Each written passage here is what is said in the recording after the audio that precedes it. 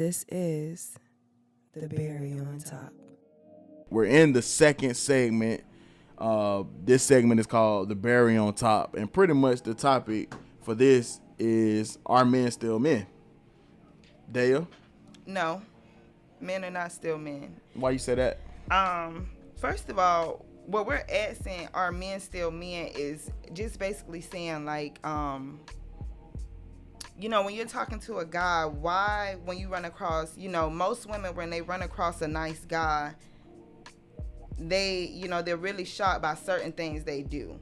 And it's kind of like, well, why are we shocked by this? Why is this not the norm for women to always be treated a certain way by men? And it's like men have kind of stepped back and become, instead of heads of households and leaders, they've become burdens and additional children to women.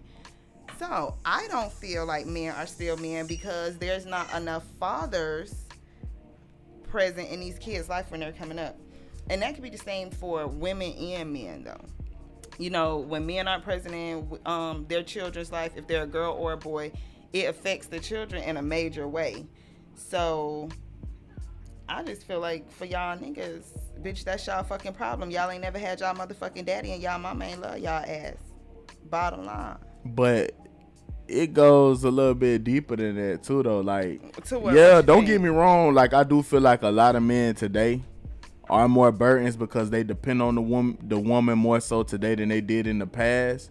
But also at the same time, our women, to me personally, are actually have a lot more power. I'm not gonna say that women are more stronger, because our black women have always been strong, but our women have more power. They're able to do more things. They're able to, do equal jobs. They may not get paid on the same level. Right. They may not be respected or looked at on the same level. Right. But at the same time, they're able to do the same thing that a man can do. Because once upon a time, you wouldn't see a woman running a business. You wouldn't see a woman playing professional sports. Like, so it's a lot of different things, that women are now able to do. And honestly, it's not even a 50-year gap. We can even say maybe 25 years, 30 years, because the WNBA hasn't even been around that long. You know what I'm saying? It's just something as simple as that. And I just think with the men, you're right. Like, it does have a lot to do with, you having a father in the household, or your family structure, and, different things of that nature. But I also think too, we lost the line of communication with our black woman. I really think that's what it is. So what is it? Okay, so let me ask you a question. Okay. So how you say, like, women now, we have more power, right? Mm-hmm. Okay, so just because we have more power now, how does that take away from the man's responsibility and what a man should be doing and a man is supposed to be doing? Because, see, we as women, we still have a lot of power, but guess what? You still want your dinner cooked, your kids still need to be taken care of, and you're not ripping and running and doing that. So at what point do you say you have to continue to move forward and say, yeah, women have more power and stuff now, but guess what? We still bearing children. We're still taking care of the children. And on top of still taking care of the children, be honest, a motherfucker wants you to be looking good as fuck. Motherfucker want to clap some cheeks every time they fucking can. And it's like, damn, you can't even do the shit that you need to do. Clapping the cheeks. What's clapping the cheeks? Clapping the cheeks. What's clapping Mike, the don't cheeks? play with me. Show us a demonstration of the clapping the cheeks. No. With the hands. I ain't talking about like with the hands. Just do a hand gesture. Nope. Y'all know, getting them cheeks clapped. But it's like y'all still want, y'all still expect to perceive a woman in a certain way. But at the end of the day, it's like the more a woman is elevating nowadays, it's like the lower the man is declining. And eventually, women are getting to the point where they're like, shit, if I'm going to do it by myself, you know what I'm saying? If I'm going to have to nag you and bitch you out to do it, then why even waste my time? I could just go be by myself, and now you getting these kids with, nowadays, like, women are the ones walking away from these relationships, not just men. And they're walking away because the men are burdens. And it's like, They think that that's their norm, you know, to not open the door for a woman or to not hold the door for a woman, or, you know, when you're living in a house with a woman, like, she shouldn't have to say, hey, take out the trash, you know what I'm saying? Or, oh, you drive around in my car, you know, you drive around in your car, like, the cars should stay clean. Like, shit like that shouldn't have to be said. That's stuff that should be done. Like, living in the house, oh, you see the fucking door is broken. Like, why do we have to call somebody to see the door? But that's why I said the lack of communication, because you have to understand, like, 50 years ago, you know what I mean, our grandparents and our great grandparents, they had a natural system. You know, the man bring home the bacon, the woman cooked the bacon. There were certain things that the woman had to do, so to speak. That was that it was a structure. Right. So, you know, the man, he goes to work, he comes home, and, you know, I still to this day really don't believe in this one in particular, where when you're fixing plates, that the man should get the first plate.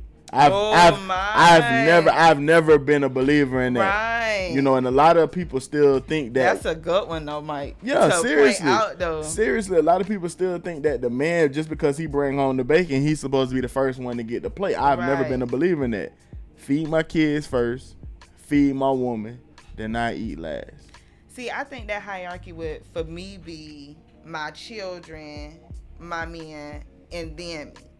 But even if it's not my kids involved or my, you know, spouse or whatever involved, I still always eat last if I'm cooking the food. You know, just like the other day when you made that bomb ass Alfredo. You know, I do my Listen, I tried to go back and get a second plate. The whole goddamn pot was gone the next day, bro. I was like, damn. But listen, I had a big ass plate. I had enough to probably feed about 3 or 4 people.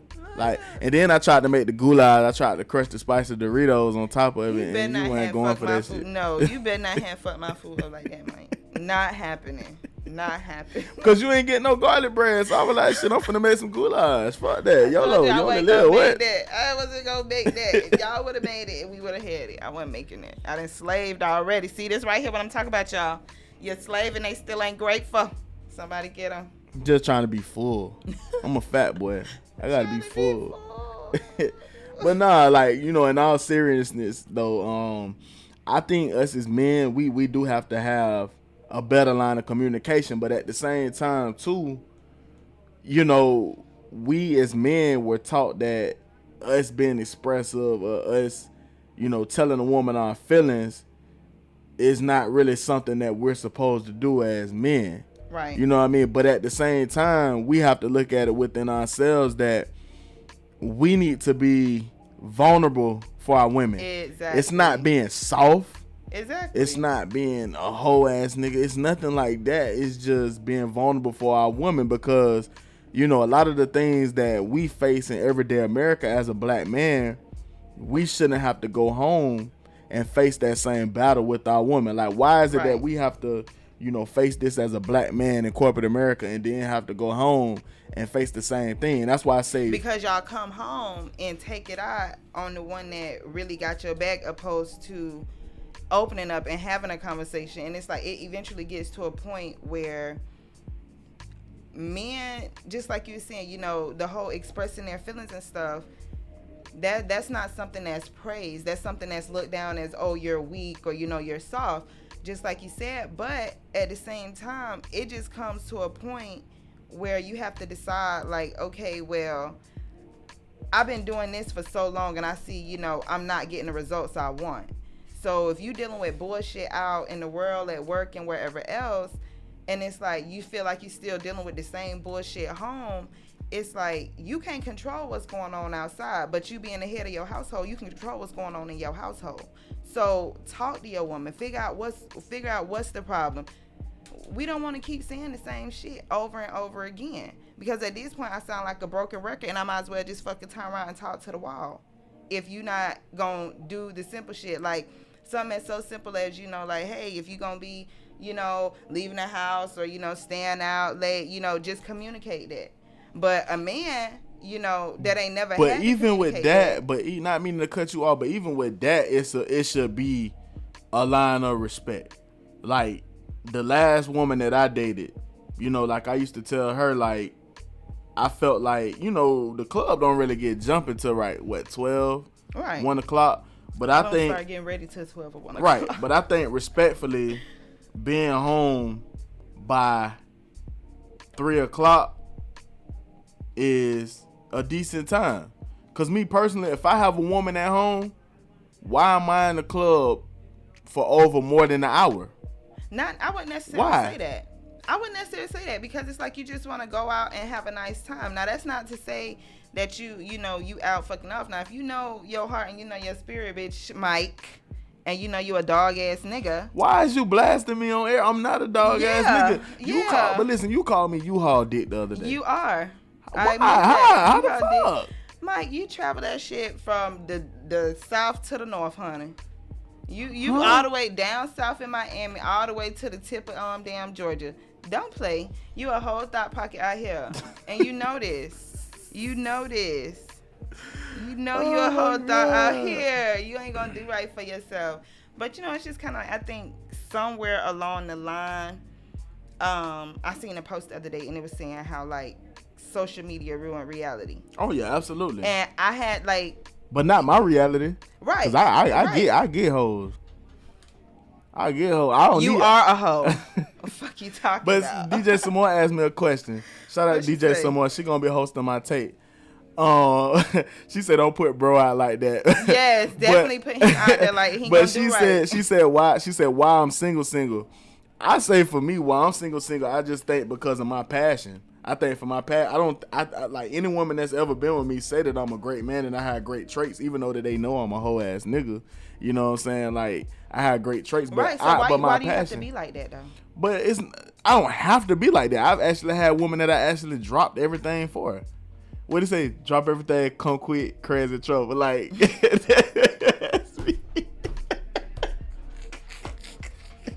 Hey, just tell her you can call her Tara. Drop everything, come quick, crazy trouble. What? I'm looking for a nigga named Mr. Willie Jones. Hey man, get on, bro. You so aggravating, hey, dog. I'm with the shits today. Literally, man. I'm with the shits. Literally. Listen, but why are you single? Why? Who's single? You. Me? I'm in a weird space.